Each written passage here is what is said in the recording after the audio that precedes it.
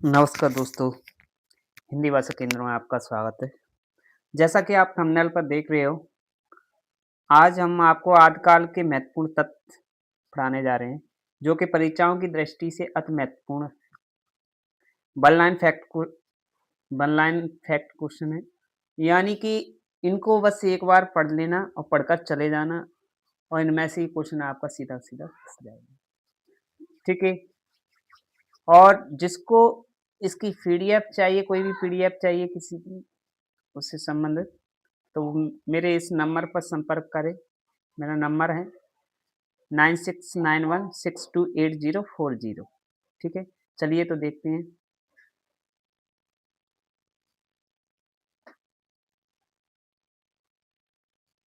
महत्वपूर्ण तथ्य।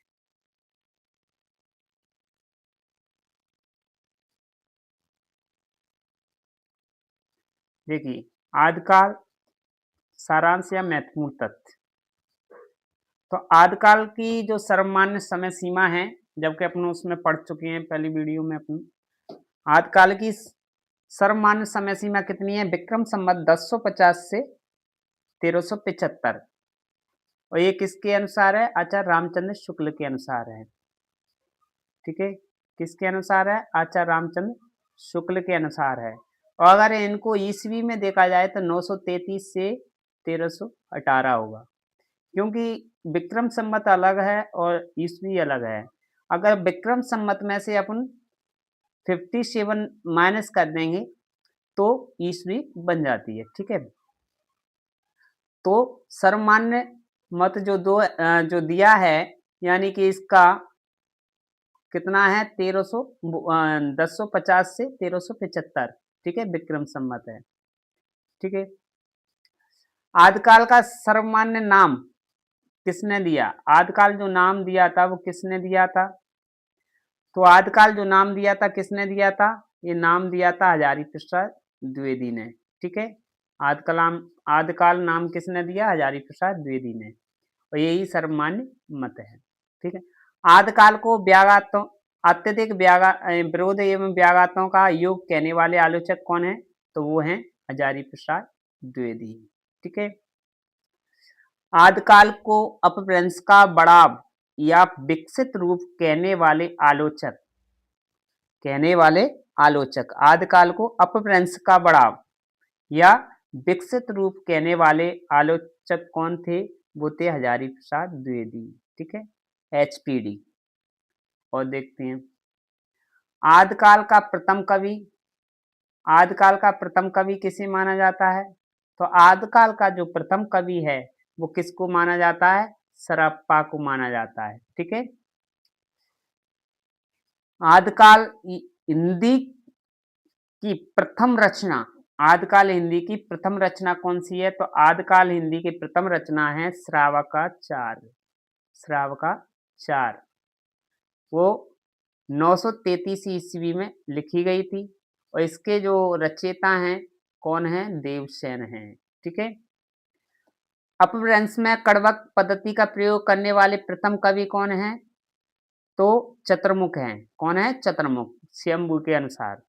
अपभ्रंश में कड़वक पद्धति का प्रयोग करने वाले द्वितीय कवि कौन है? स्वयंभू।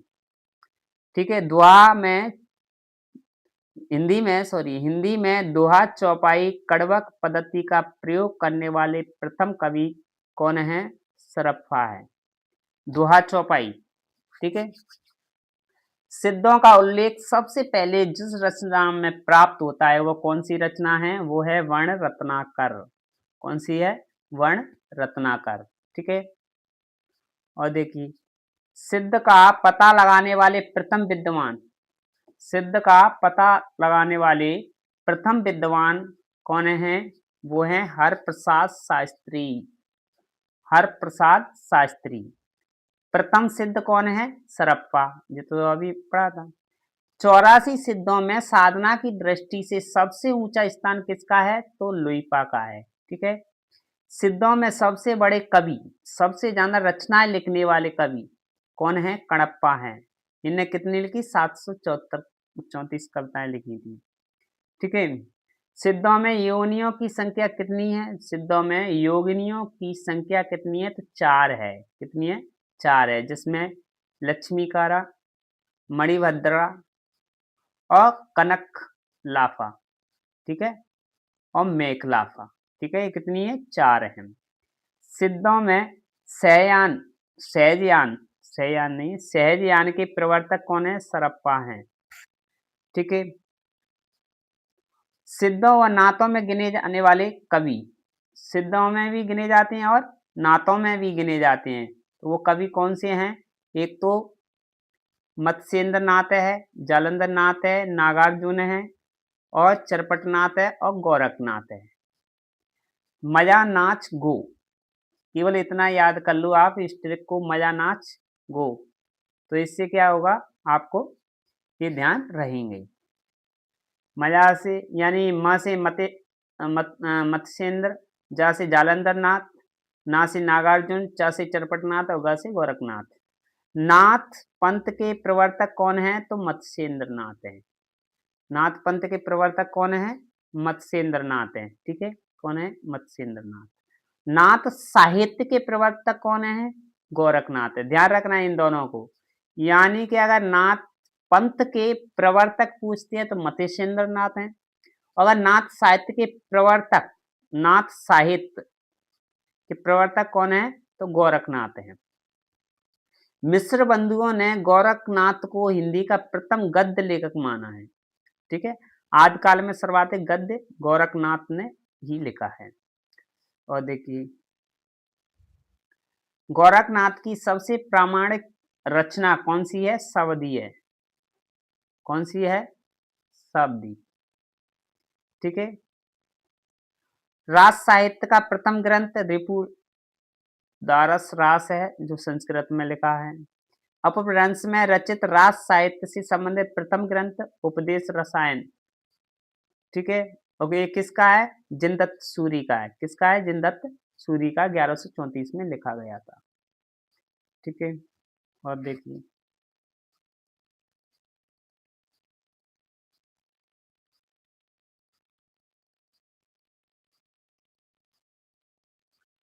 हिंदी में रास परंपरा का प्रथम ग्रंथ, हिंदी में रास परंपरा का प्रथम ग्रंथ कौन सा है?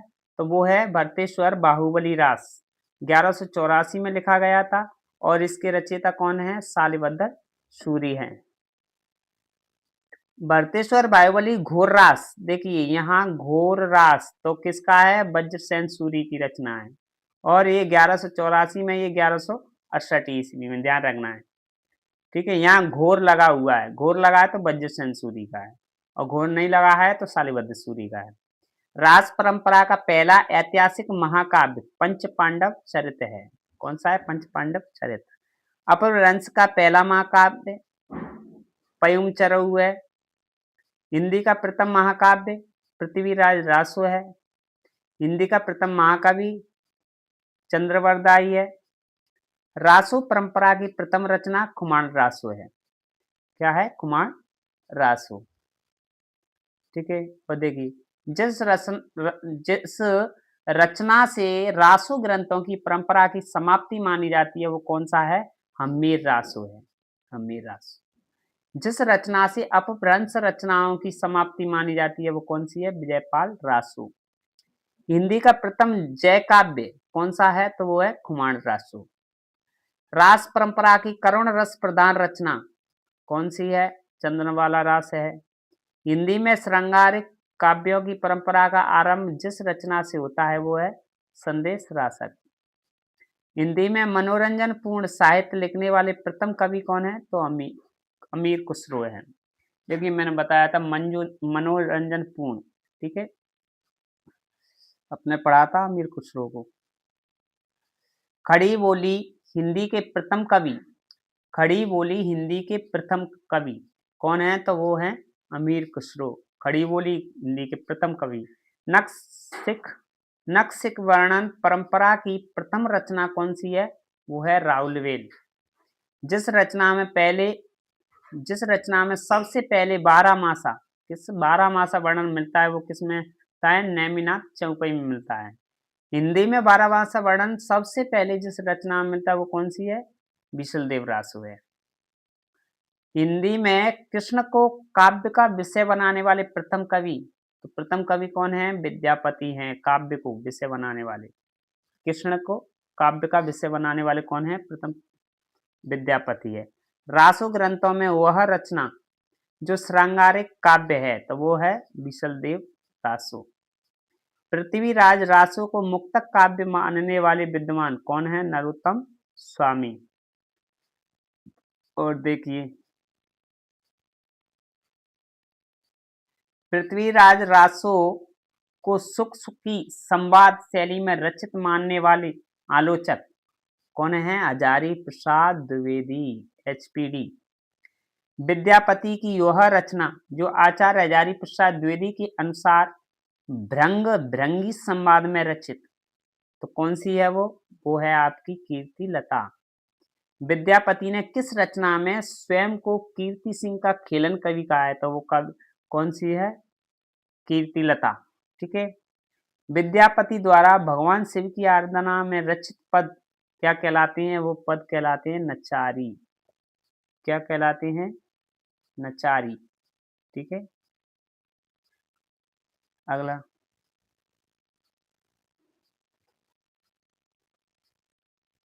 और देखिए,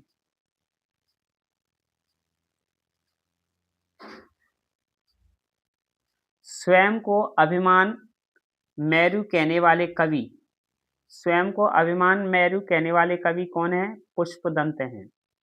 स्वयं को कुकवि कहने वाले कवि कौन है? स्वयंभू हैं।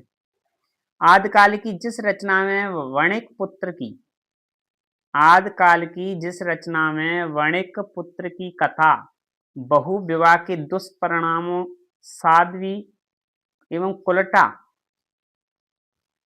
साध्वी एवं कुलटा स्त्रियों में अंतर का वर्णन किसमें दिया गया है? तो वो है आपकी भविष्यत कथा, कथा या भविष्यत कहा। ठीक है। वह रचना जिसमें जैन सप्त क्षेत्रों का वर्णन मिलता है वो है शब्द चित्री रास। रचनाकार कौन है शब्द चित्री रास की? लक्ष्मी तिलक है और रचनाकाल 1270 है। अब देखते हैं आदिकाल से संबंधित कुछ महत्वपूर्ण पंक्तियां जो कि परीक्षाओं की दृष्टि से बहुत ही महत्वपूर्ण पंक्तियां हैं। इनमें से आ जाती है, जो जन शासन भाषयऊ सो भई कहऊ सारू। ये किसकी पंक्तियां हैं? तो ये है देवसेन की, और किस ग्रंथ से ली गई है? तो श्रावकाचार्य से ली गई। ठीक है। पंडित शैल सत्य बगड़ाई देही बुद्ध बसंत न जानी, तो यह किसका है? सरप्पा का है। सरप्पा की पंक्ति है। बहुत महत्वपूर्ण पंक्ति है ये। ठीक है। बहुत महत्वपूर्ण पंक्ति है ये। अगली, जे ही मन पवन न संचरई रवि ससे नहा पवेश, ताही बट चित किस विषाम करूं सरेहु कहिए उवेश। ये किसकी पंक्ति है? तो ये है पंक्ति सरहप्पा की। कातरु कातरुवर पंच बिडाल, और ये किसकी पंक्ति है? तो ये है लुइपा की। ठीक है।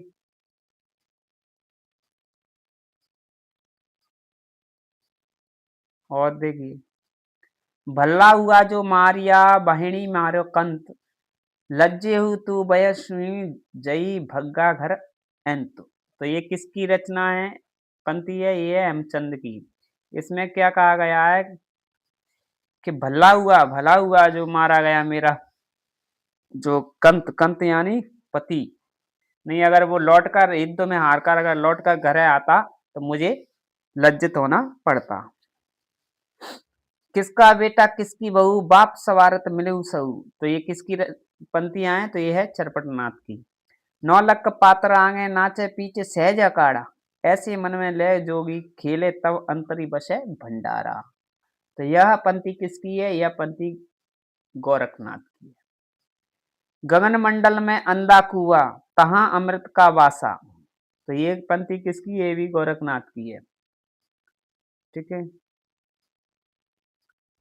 और देखिए, जोई जोई पिंडे सोई सोई ब्रह्मांडे, तो ये पंक्ति किसकी है? ये गोरखनाथ की है। किसकी? गोरखनाथ की।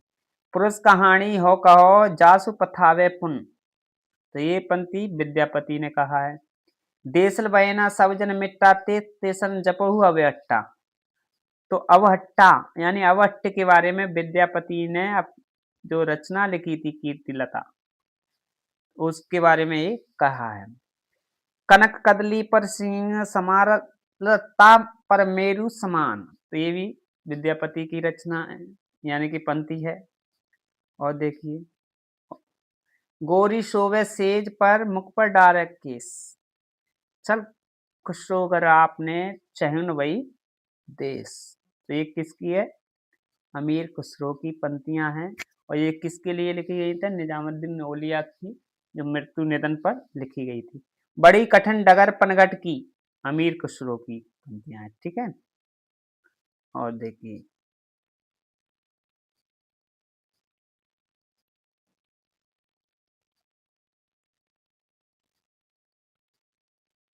देखिए और काहे को ब्याहे परदेस सुन बाबुल मोरे, काहे को ब्याहे परदेस सुन बाबुल मोरे, तो ये भी पंक्तियां किसकी है? अमीर खुसरो की है।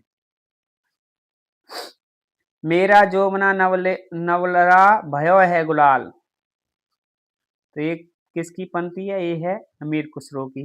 एक न किजई तंत्र न तंत, एक न किजई मंत्र न तंत, तो ये किसकी पंक्ति है? ये कड़प्पा की है।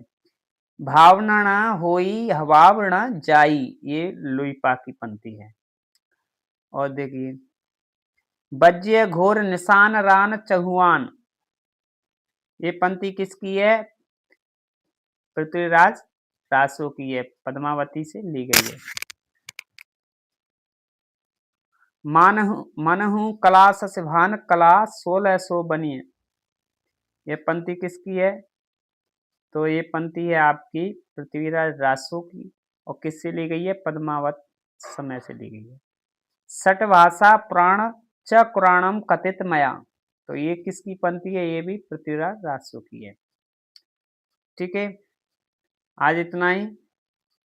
मैं आशा करता हूँ आपको अच्छी लगी होगी वीडियो को ज़्यादा से ज़्यादा शेयर करें, और जिसने चैनल को सब्सक्राइब नहीं किया वो चैनल को ज़रूर सब्सक्राइब कर लें, ताकि बेल आइकन की बटन को ज़रूर दबाएं, ताकि सबसे